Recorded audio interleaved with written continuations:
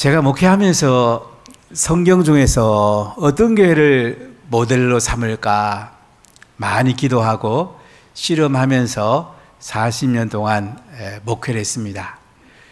그 중에 첫 번째 교회가 예루살렘 교회입니다. 오순절날 성령이 임해서 불과 같은 성령, 바람 같은 성령이 임해서 새로운 신학교회가 세워졌는데 이 예루살렘 교회 오늘 같이 은혜를 나누고 합니다. 교회의 원형이라고 말할 수 있습니다. 이 땅에 하나님이 세우신 성령께서 세우신 가장 영광스러운 교회가 바로 예루살렘 교회입니다. 예루살렘 교회는 주로 이스라엘 백성들을 중심으로 복음을 전했습니다. 그 다음에 세워진 게 안디옥 교회인데요. 이 안디옥 교회는 선교하는 교회예요. 그래서 이방인들 중심으로 선교한 사도 바울을 선교사로 파송한 아름다운 교회가 안디옥 교회입니다. 또 하나의 교회가 빌라델비아 교회입니다. 작지만 강한 교회였습니다. 제가 빌라델비아 교회를 가봤더니 1930년대 초반까지 1900년 동안 교회가 있었더라고요. 제가 너무 궁금해서 왜 교회가 없어지냐니까 1920년대 터키의 케말 파사가 대통령 되면서 그리스에 있는 터키 계통의 이슬람과 터키에 있는 기독교 계통의 그 그리스도인과 막 교환을 했대요. 그래서 교회가 문을 닫았다는 얘기를 들었습니다. 참 아름다운 교회죠. 안디옥 교회는 제가 너무너무 보고 싶어가지고 수리에 안디옥에 가서 안디옥 교회 좀 데려다 달라고 그랬더니 흔적이 어디 있는지 터도 모른다 그럽니다. 베드로 동굴 교회만 보고 왔는데요. 나중에 안디옥의 광림교회에서 교회를 세워가지고 우리나라 목회자가 거기서 목회를 하고 계셔서 만나서 제가 물어봤어요. 안디옥 교회에 터를 가본 적이 있냐니까 아무도 모른다고. 지금은 터도 모르고 이런 교회였지만은 선교하는 아름다운 교회였습니다. 근데 안디옥 강림교회가 한 3, 40명 모인다고 그래서 제가 너무 궁금해서 이스라엘 나라 어떻게 전도하냐니까 우리 전도 안 합니다. 근데 예수님이 직접 전도해 줍니다. 아니 예수님이 어떻게 직접 전도해 주냐니까 이제 사람들 꿈에 주로 예수님이 나타나신대요. 십자가 달리시면서 피 흘리는 모습. 아무개야 너 예수 믿어야 된다. 너 안디옥 강림교회 가라. 이래갖고 성도들이 온대요. 하나님이 그 직접 전도하는 경우도 있죠. 지금 이란에 많은 사람들이 예수 믿기 시작했습니다. 어떻게 예수 믿느냐니까 여기도 꿈속에 예수님이 나타나신대요. 아무개야 교회 나가야지. 너 예수 믿어야지. 그래가지고 이란에 지금 교회들이 세워지고 있는데요. 참 하나님이 참 마지막 때 가까이 오지 않는 생각을 해보게 됩니다. 예수님이 직접 전도할 수도 있죠. 그러나 왜 우리에게 전도하라고 그럴까요? 하늘에 상 주려고. 예수님이 인류의 전체를 한순간도 전도할 수 있죠. 그러나 우리를 축복해 주려고 우리가 한 사람 한 사람 구원해서 예수님 앞에 갔을 때에 우리를 칭찬해 주고 상 주려고 우리 보고 전도하라는 거예요. 그러니까 오늘 오이고 작정하는 게 축복입니다. 거룩한 부담이 있지만 엄청난 복이에요. 하늘의 상이 얼마나 큰데요. 하늘의 상은 순교하는 게 제일 크고요. 두 번째가 복음 전하는 거잖아요. 얼마나 대단해요. 근데 예루살렘 교회가 참 궁금했어요. 저는요. AD 70년에 로마 디도 장군이 이제 예루살렘 성을 다 부수잖아요. 이제 성전도 없어지잖아요. 이때 예루살렘 교회가 어디 갔을까 늘 궁금했어요. 근데 어느 날 요르단을 갔는데 이범교 선교사님이 예루살렘이 교회가 이사 온 것을 한번 가져요. 어디냐고 하니까 이제 요단강에서 별로 멀지 않는데 펠라라는 곳이었어요. 이 산이 있었고 물이 흘렀습니다. 예루살렘에 핍박이 왔을 때 성경에는 산으로 도망가라고 그랬잖아요. 그래서 예루살렘에 있는 교회 성도들이 요르단강을 건너서 펠라 지역에 가서 살았고, 지금도 그 교회에 터가 있습니다. 대리석 기둥이 지금도 남아 있습니다. 아름다웠던 예루살렘 교회, 안디옥 교회, 빌라델비아 교회, 그 중에서 오늘 예루살렘 교회, 성령의 충만함으로 제일 먼저 세워졌던 예루살렘 교회에 대해서 오늘 함께 나누려고 합니다. 어떤 분이 이제 말바꿈에 붙이는 편자를 만들었답니다. 그때 첫 번째 편자를 만들어서 두 번째 편자를 만들고요. 두 번째 편자를 만들어서 또 세 번째 걸 만들었대요. 세 번째 거 보고 네 번째. 그래서 100개를 만들었답니다. 첫 번째 거하고 100번째 거하고 비교해 보니까 어떨까요? 너무너무 다르더래요.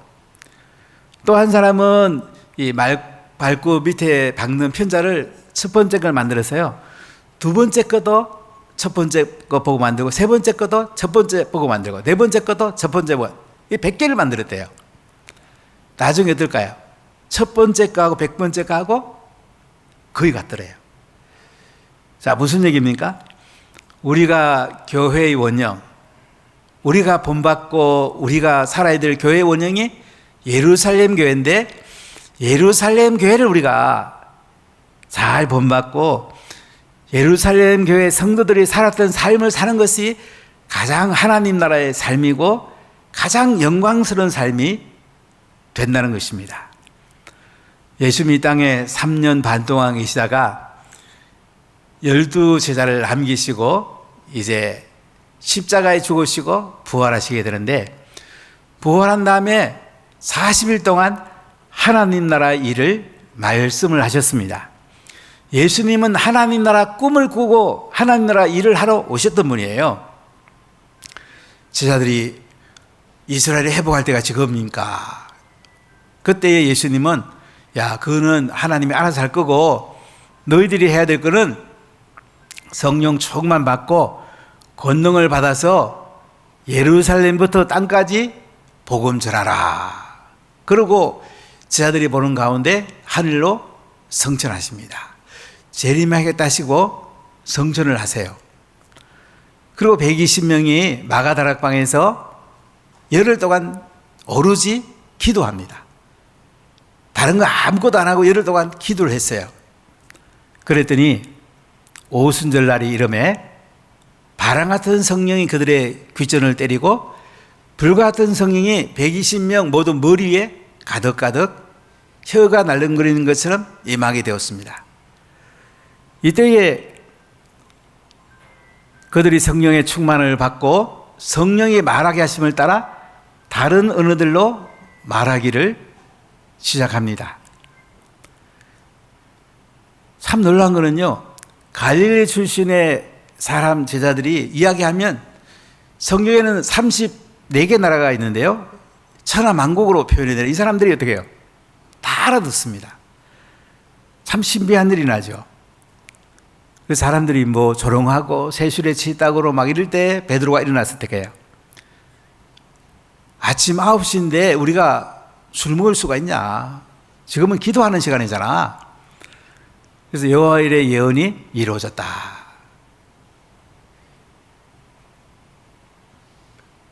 하나님의 영이 모든 육체에 부어져 가지고 자녀들은 예언을 하고 젊은이는 환상을 보고 늙은이는 꿈을 꾸라는 이 예언이 이루어졌다고 이제 베드로가 메시지를 전하기 시작합니다.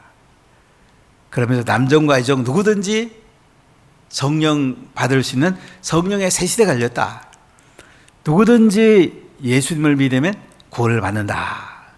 그리고 예수님은 너희가 십자가에 못 박아 죽였지만은 하나님께서 예수님을 부활시켰다. 시편을 인용하면서 예수님의 부활을 증명을 합니다. 그리고 예수님은 지금 성천하셔서 하나님 보좌 우편에 앉아 계시다. 그러면서 사도행전 2장 30절에 이렇게 말해요. 그런즉 이스라엘 온 집은 확실히 알지니 너희가 십자가에 못 박은 이 예수를 하나님이 주와 그리스도가 되게 하셨느니라. 그러면서 사도행전 2장 38절에 베드로가 이렇게 말합니다. 너희가 회개하여 각각 예수 그리스도의 이름으로 세례를 받고 제사를 받으라. 그리하면 성령을 선물로 받으리니. 2장 40절에 보면 또 여러 말로 확정하며 권하여 이르되 너희가 이 배역한 세대에서 구원을 받으라 하니. 그래서 3,000명이 예수님 믿고 세례받고 회심하게 되는 것을 보게 됩니다. 예루살렘 교회가 120명이 모여서 성령 충만 받는 공동체였는데 이제는 3,000명이 더해져서 3,120명이 되는 대형교회가 됩니다. 자, 이 예루살렘 교회, 갑자기 한순간에 커져버린 이 예루살렘 교회는 어떤 공동체였고 어떻게 그들이 하늘나라의 영광스러운 삶을 살 수 있었을까요? 첫 번째, 말씀과 교제와 기도의 공동체입니다. 자, 우리 2장 42절입니다. 우리 함께 읽겠습니다. 그들이 사도의 가르침을 받아 서로 교제하고 떡을 떼며 오로지 기도하기를 힘쓰니라. 3,120명이가 얼마나 많아요. 사도들이면 이제 마띠아까지 포함하면 12제자잖아요. 이 사람들이 가르치기 시작합니다. 사도들의 가르침을 받았다. 사도란 말은 보내심을 받았단 말이잖아요. 이 사도들은 예수님한테 직접 훈련받은 사람들이에요. 3년 반 따라다니면서 예수님이 하신 것을 보고 예수님의 말씀을 듣고 예수님의 기적을 봤던 사람, 예수님의 부활을 목격했던 사람들이에요. 그러니까 이들이 가르치는 내용이 얼마나 현장감 있고 얼마나 말씀의 능력이 있었겠습니까? 그래서 초대교회는요, 말씀 공동체였단 말이죠. 사도들이 말씀을 가르칠 때에 성도들이 말씀을 잘 배웠어요. 여러분, 교회는 말씀 공동체예요. 성령을 받고 그 다음에는 말씀을 읽어야 되고요, 말씀을 공부해야 돼요. 말씀을 들어야 돼요. 말씀을 암송하고 말씀대로 살아내는 것이 하나님 나라의 삶이에요. 가장 복된 예수님 믿는 거예요. 그래서 이 사도들이 가르쳤고 성도들은 열심히 배웠습니다. 솔로몬 행각에서 전체를 가르칠 수도 있고요, 또 셀들을 세워서 셀별로 마을별로 이렇게 가르치기도 했을 것입니다. 120명에 3,000명이 회심했으니까 한 사람이 25명 정도씩 이렇게 중그룹으로 가르칠 수도 있었을 것입니다. 자, 이렇게 사도들은 성령 충만 받은 예루살렘 교회 성도들을 가르치게 됩니다. 이 하나님 말씀은 성령이 임해야지 가슴에 와 닿아요. 머리로만 이해돼 갖고는 이해가 되는 게 아니에요. 저도 3년 반 정도 교회 나간 뒤에 성령을 경험했는데요, 하나님 말씀 자꾸 이성적으로 보니까 이해도 잘 안 되고 경험도 안 되고 재미도 없고, 예배 시간에 오면 늦게 오고 일찍 가고, 저 그거 꽤 많이 해봤거든요. 그러니까 제가 엉터리인 게 왜 그러면 성령 못 받으니까 그렇더라고요. 혹시 성령 못 받은 분 계세요? 사모하십시오.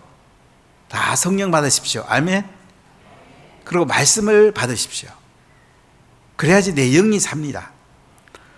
우리는 밥을 먹고 육신이 살고요, 영은 말씀을 먹어서 영이 사는 거예요. 자, 그럼 사도들이 뭘 가르쳤을까요? 이때 신약성경 아직 지어지기 전이에요. 40년대에 데살로니가 전후서가 이제 써지는데 복음서는 60년대에 써집니다. 요한복음은 90년대에 써져요. 그러니까 아직 신약성경이 없는 이때에 여기 사도들이 뭘 가르쳤을까요? 구약성경을 가르쳤죠. 창세기부터 말라기까지 구약성경을 가르쳤습니다. 사도들은 구약성경을 막 대부분 외웠을 거예요. 이스라엘 백성들이 바벨론 포로에 잡혀갔을 때에 바벨론에서 그 제사장들과 랍비들이 성경을 가르쳤어요. 성경 가져갈 수가 없는데 어떻게 성경 가르쳤을까요? 어떤 랍비들은요, 제자들은 성경 다 외웠어요. 창세부터 말라기까지 다 외웠어요. 에스라 같은 그 학사도 다 외웠던 사람들이에요. 그래서 역대 상한을 기록할 수 있었고, 또 예루살렘으로 돌아와서 에스라가 말씀 가르치는 운동을 하게 되죠. 구약성경을 읽어보면 그 사본중에서 없음이라는 게 하나도 없습니다.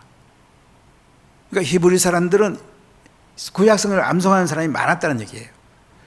신약을 읽어보면 사본중에 그 기록이 안 된 게 있어갖고 없음이라는 단어가 꽤 여러 개 있어요. 그 유대인들은 이 성경을 암송하는데 많은 시간을 거기에 집중합니다. 통곡의 벽 가면 그 옆에 이제 이렇게 사람이 들어갈 수 있는 그런 실이 있는데요. 제가 몇 번 가봤는데 가보면 유대인들이 주로 랍비나 이런 사람들이요, 성경 듣고 계속 암송합니다. 마음판에 새깁니다. 계속 고개 끄덕끄덕 하면서 마음판에 새겨요. 성령은 머리에 새기는 게 아니에요. 감정에 새기는 게 아니에요. 영에 새기는, 영에. 마음의 조각도로 새기듯이 새기는 게 말씀이거든요. 그래서 말씀을 암송하는 것이 가장 중요합니다. 우리가 일주일에 성경 한 구절씩만 암송해도 1년이면 52개 구절이잖아요. 10년이면 500구절 잡고요. 20년이면 1000구절. 40년 2000구절 암송할 수 있잖아요. 근데 매일 암송한다면 엄청난 거죠. 우리 자녀가 1000구절을 암송하면 머리가 열립니다. 2000구절을 암송하면 지혜가 되기 시작합니다. 4000구절을 암송하면요, 지혜가 위로부터 강력하게 옵니다. 이 모세오경이 한 5800절쯤 되는데요, 모세오경을 암송하면 로베상 탈 가능성이 많아집니다. 이 성경 암송하는 게 그렇게 중요해요. 특히 4세에서 6세까지 성경을 많이 암송시키세요. 이때는 성경 암송이 잘 돼요. 어릴수록 좋아요. 그러면 여러분들이 자녀가요, 천재가 됩니다. 세상을 바꿀 만한 큰 힘을 합니다. 로베상 탈 큰 인물들이 나와요. 이 초대 교회는 사도들이 성경을 마음판이 많이 새겨 했을 것입니다. 구약 성경을 가르치면서 성령의 기름 부음으로 잘 설명했을 겁니다. 또한 예수님이 십자가의 죽으심과 부활의 관점에서 구약 성경을 잘 설명해 줬을 것입니다. 예수님은 구약에서 예언된 분이거든요. 성령도 구약에서 오시라고 예언된 분이시거든요. 이렇게 구약을 가르칩니다. 그 다음에 예수님과 함께 3년 반 동안 따라다녔으니까 예수님에 관한 이야기가 얼마나 많겠어요. 예수님의 탄생부터 시작해서 그 다음에 예수님께서 이 땅에 제자들을 부른 이야기, 같이 고기 잡으면서 베드로 같으면 주여 저를 떠나소서 죄가 죄인입니다 했던 여러 가지 이야기들, 그리고 예수님이 기적을 행하시고 병든 자를 고치시고 귀신 쫓아내는 이야기들, 마지막 성전하면서는 너희는 가서 모든 민족을 제자 삼으라, 아버지와 아들과 성령의 이름으로 세례를 베풀어라, 내가 너에게 분부한 모든 것을 다 가르쳐 지키라, 그래서 제자 삼아라, 이런 신약을 또 가르쳤을 것입니다. 그리고 너희들이 성령을 경험해야지 예수님을 잘 믿을 수 있다고 성령 경험하도록 또 가르쳤을 겁니다. 제가 이제 오랫동안 양육을 해보니까요, 그냥 말씀만 가르치면 굉장히 메말라요. 성령의 기름 부음이 있어야 돼요. 그리고 가르치는 사람은 기도를 많이 해야 돼요. 세리들은 기도를 많이 해요. 왜냐하면 성령의 기름 부음이 있어야지 그 현장에 마음에 감동이 오고 은혜가 흘러들어오고 마음판에 새기지거든요. 이렇게 그들은 사도들의 가르침을 받습니다. 그리고 서로 교제하게 됩니다. 교제란 말은 코이노니아, 펠로우십, 이거는 서로 은혜를 나누는 거예요. 여러분 식사를 하면서도 조금 할 수 있으면요, 잘 모르는 분하고 좀 같이 하실 때 참 좋아요. 특히 새 가족하고 이렇게 같이 나누면 참 좋아요. 그래서 은혜도 같이 나누십시오. 대그룹 교제에서는 우리 같으면 식당에서 식사할 때 많이 나누고 또 사역하며 나눠도 참 좋아요. 청소하면서 서로 교제하고 식당에서 또 봉사하며 교제하고 그 다음에 여기 주차 안내하면 교제하고 예배 안내하면 교제하고 이 사역의 현장이 또한 교제의 현장이기도 합니다. 전에 우리 교회 조엘 코메스키라고 D12 메시지 가지고 오신 분이 계신데 그분이 교제 얘기 굉장히 와닿았어요. 교제 중에 최고의 교제는 전우애다. 그럼 군대 갔다 온 사람 중에서 막 특히 베트남 갔다 온 사람 중에 보면 전쟁터에서 막 총이 왔다 갔다 하고 폭탄이 터지고 할 때 살아남은 사람들이 그 전후에는 뭐 말로 다 표현할 수가 없잖아요. 우리가 예수님을 믿되 서로 교제하면서 사역하면서 정말로 열심히 일했던 거, 생명 걸고 복음 전했던 거, 하나님의 은혜를 나누는 것이 최고의 교제라는 거죠. 여러분 이런 교제하시기를 축복합니다. 물론 밖에 나가서 차 한잔하면서 또 은혜를 나누도 좋아요. 교제의 가장 중요한 것은 아무거나 얘기하는 게 아니고요, 은혜 받은 걸 나누는 거예요.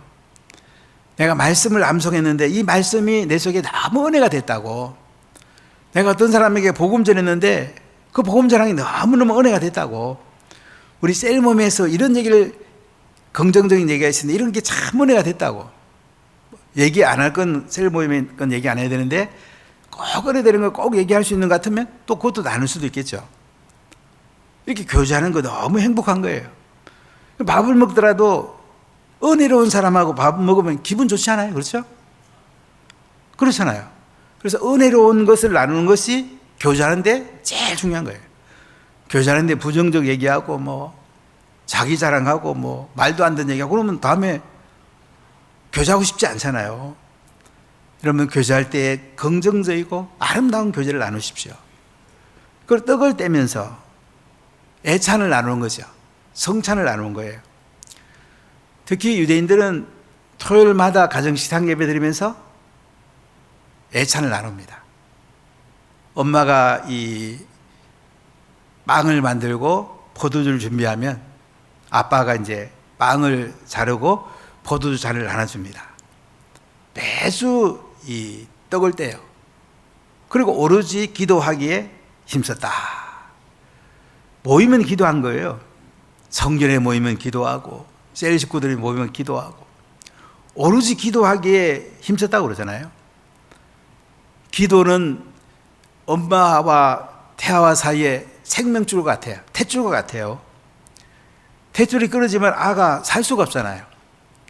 하나님과 우리 사이에 탯줄이 기도예요. 생명줄이 기도란 말이죠. 우리는 하나님으로부터 말씀을 듣고 우리가 하나님께 기도하면서 생명이 사는 거예요. 생명이 아름다운 공동체가 되는 거예요. 자, 그래서 초대 예루살렘 교회 말씀 공동체요, 교제 공동체요, 기도 공동체였습니다. 오나교회가 이렇게 되기를 축복합니다. 여러분들이 이렇게 살기를 축복합니다. 두 번째 성령 충만한 초대교회 공동체는 어떤 공동체였냐면 섬김과 나눔의 사랑 공동체였습니다. 자, 우리 43절 한번 보십시다. 함께 읽겠습니다. 사람마다 두려워하는데 사들로 말미암아 기사와 표적이 많이 나타나니. 사람마다 두려워했단 말이 뭐냐면 사람마다 하나님을 경외하게 됐대요. 사도로 말미암아 기사와 표적이 많이 나타나니까 사람들이 막 하나님을 높이지 않을 수가 없는 거예요. 하나님을 두려워하고 하나님을 경외했단 말이죠. 갈릴리 출신의 베드로가 복음을 전하니까 그 천하만국에 온 사람들이 다 복음 듣잖아요. 3,000명이 예수 믿잖아요. 얼마나 대단한 기적입니까? 또 사도행전 3장에 보면 나면서 못 걷게 된 사람이 베드로가 은과 금은 내게 없지만은 나사렛 예수 그리스도 이름으로 걸으라 했을 때 어떻게 해요? 손을 잡아 일으키니까 발과 발목에 힘을 얻고 뛰어서서 걸으면서 성전에 찬송하며 들어가잖아요. 얼마나 놀라운 일이에요. 아, 하나님이 살아계시구나. 하나님 대단하시네. 우리가 정말 하나님 경외해야 되겠다. 하나님 높여야 되겠다.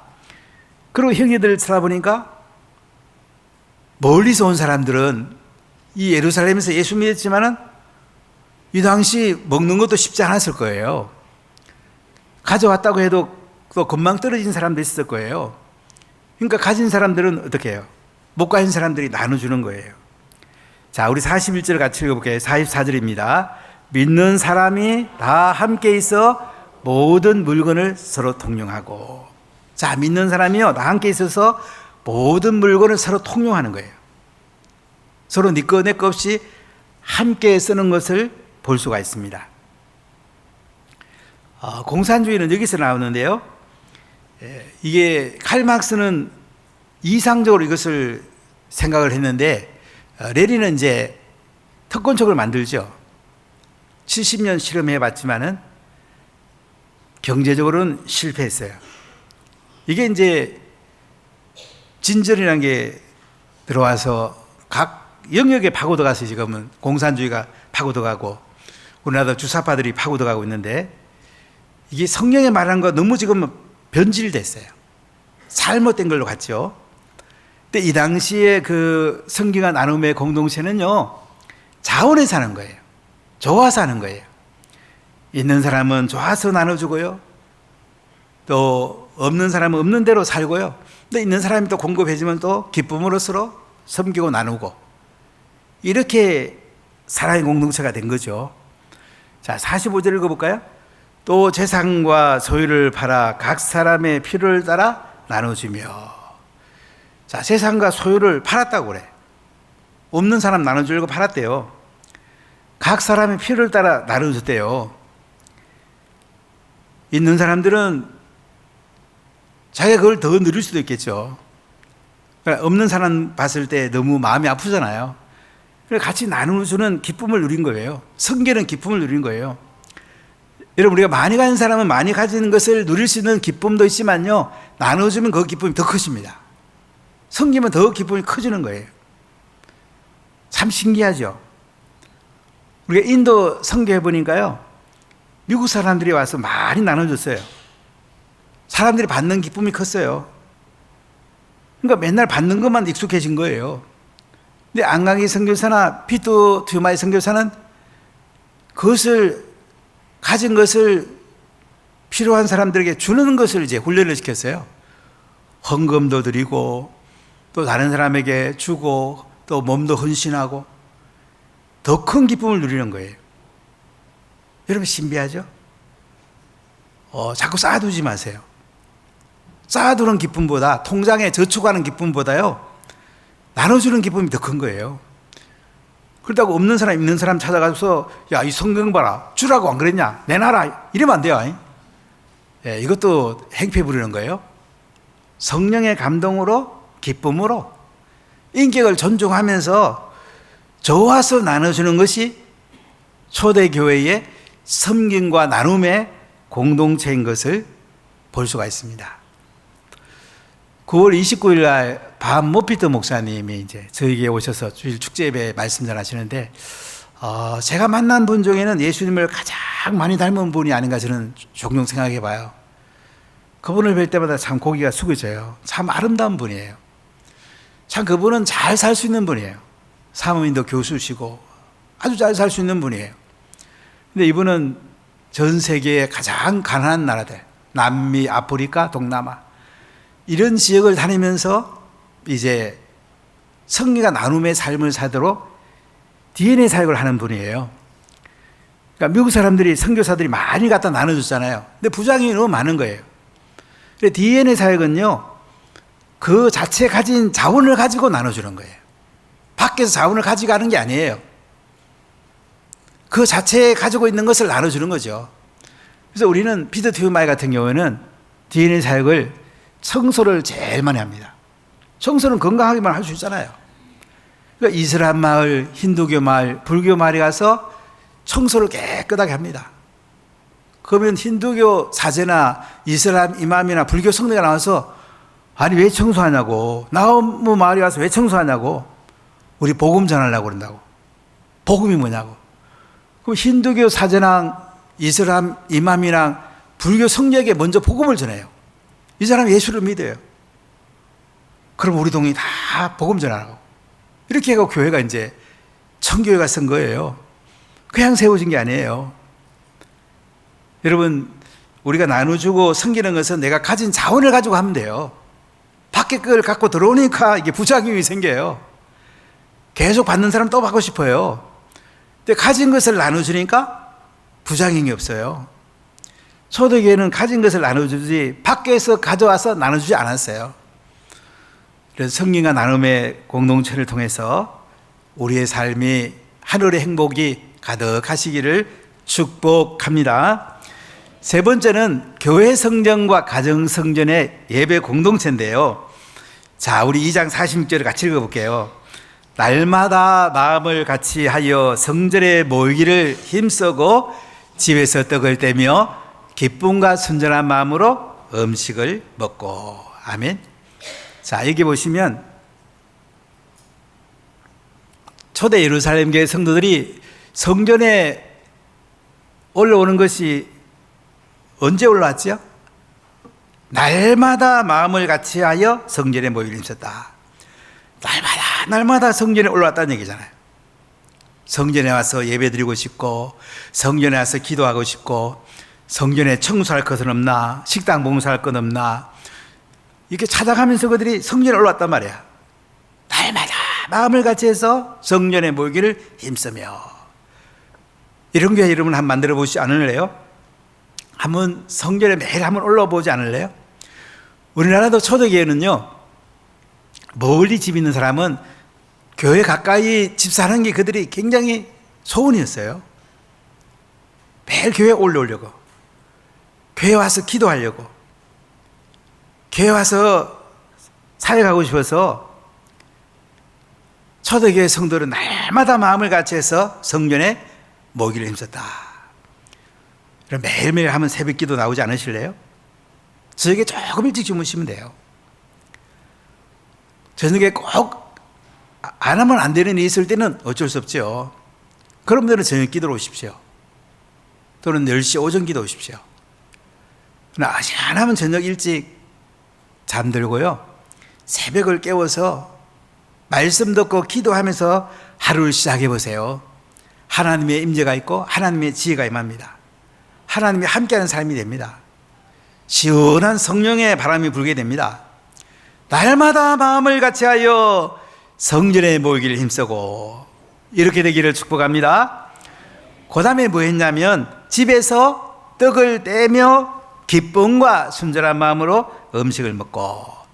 이 집에서란 말을 제가 영어 성경 찾아보니까 저는 뉴 킹제임 버전을 제일 많이 보는데요, From house to house, 이 집에서 저 집으로, 집집마다 번갈아 장소를 바꿔가면서 그들이 셀 모임을 한 거예요. 떡을 뗍니다. 성찬과 애찬을 나눕니다. 기쁨과 순전한 마음으로 음식을 먹습니다. 조엘 코미키스키는 저희 교회 와서 그런 얘기를 했어요. 셀 모임은 교회에서 하는 건 셀 모임이 아니다. 꼭 가정에서 해야 된다. 교회에서 하고 가정하고 해보면 다르죠. 너무 부담스러워서 교회도 뭐 잠깐은 허락해봤는데 이게 또 자꾸 습관이 돼버리더라고요. 그럼 가정에서 하는 게 셀 모임이에요. 가정성전, 셀 성전으로 잘 세우는 거, 이 복이 있습니다. 그래서 가정성전은 셀 예배도 드리고 가정식상 예배 드리고, 가정이 행복해지는 거예요. 자녀에게 말씀을 잘 전수하고, 자녀에게 말씀을 전수하는가가 한국교회가 앞으로 존재하느냐 존재하지 못하느냐 결정이 이루어집니다. 여러분, 자녀들에게 가정에서 말씀 잘 전수하십시오. 이 자녀를 제일 축복하는 것이고 한국교회가 사는 길입니다. 대한민국이 사는 길이에요. 자, 47절 같이 읽어볼까요? 하나님을 찬미하며 또 온 백성에게 칭송을 받으니 주께서 구원받는 사람을 날마다 더하게 하시니라. 자, 이렇게 교회 성전과 가정 성전에서요 찬미합니다. 예배드리면서 셀 모임하면서 가정식상 예배드리면서 하나님을 높여요. 온 백성이 칭송합니다. 야, 저 사람 예수 믿더니 인생이 바뀌었네. 성령 받더니 인생이 바뀌었어. 자기들끼리 주고받고 또 자기들끼리 사랑하고 찬송하고 맛있는 거 먹고, 야, 저 공동체 보니까 얼마나 좋은지 모르겠어. 나도 예수 믿어야 되겠어. 그래서 주께서 구원받는 사람을 날마다 더하게 했대요. 우리 예수 믿는 사람, 예수 믿는 게 너무 좋아가지고 사람들이 보고는 야, 저렇게 행복한 사람 나도 살고 싶어. 그래가지고 주님께서 자꾸 사람들이 구원받게 갖고 셀이 세워지고 교회가 부흥이 되고 이렇게 성령 충만한 초대 예루살렘 교회가 되었답니다. 우리 이런 교회 한번 만들고 보지 않을래요? 우리가 조금 수고하면 됩니다. 첫 번째는 기도해야 돼요. 두 번째는 말씀 배워야 돼요. 세 번째는 교제해야 돼요. 네 번째는 선교 나눠야 돼요. 다섯 번째는 교회와 가정에서 자꾸 예배드리고 날마다 모여야 돼요. 이것이 가장 복 있는 인생이에요. 초대교회 너무 바빴어요. 제가 어린 시절만 해도 참 바쁜 시절이었어요. 전 6, 7살에 물찌개로 물 나르고요. 디들바가도 찍고 그랬어요. 우리 할머니는 새벽 1시, 2시까지 일하셔요. 그리고 닭마을만 또 일하러 가세요. 할아버지 할머니는 땅 안 보일 때까지 일하고 오세요. 정말 바쁜 시절이에요. 초대교회 바쁜 시절입니다. 그런데도 그들은 이렇게 성령 충만한 가운데 이런 아름다운 공동체의 삶을 살았습니다. 하나님 나라의 삶을 살았습니다. 우리 한번 조금 이렇게 마음을 모아서 이런 초대교회 공동체를 우리가 원하교회에서 한번 잘 형성해내고 우리도 이것을 통해서 은혜 받고 또 밖에 있는 사람도 이걸 보고 야, 원하교회 가자. 우리 예수 믿자. 행복하고 아름다운 하나님 나라 공동체 원하교회 가자. 이런 은혜와 이런 복이 있는 원하가족들이 다 되시기를 예수님 이름으로 간절히 축복합니다. 우리 기도합시다. 하나님 감사합니다. 원하교회 공동체가 초대 예루살렘 교회에 담기 원합니다. 기도 공동체 오로지 기도에 힘쓰고 매일 교회 와서 기도하고 말씀 배우고 서로 교제하고 섬기고 나눠주고 또한 가정 성전과 교회 성전에서 매일 말씀을 전수하고 예배드리는 아름다운 공동체 되게 해 주옵소서. 그래서 밖에 사람들이 보고 야, 운하교회 행복한 공동체야. 자, 우리도 운하교회 가자. 주께서 구원받는 사람을 날마다 더하게 하는 이런 놀라운 은혜가 있게 하시고 이 시간 우리가 오이고 작정하면서 한 사람 한 사람 기도하고 섬길 때에 이 초대 예루살렘 교회 역사가 운하교회에 일어나게 하여 주옵소서. 예수님 이름으로 기도합니다. 아멘.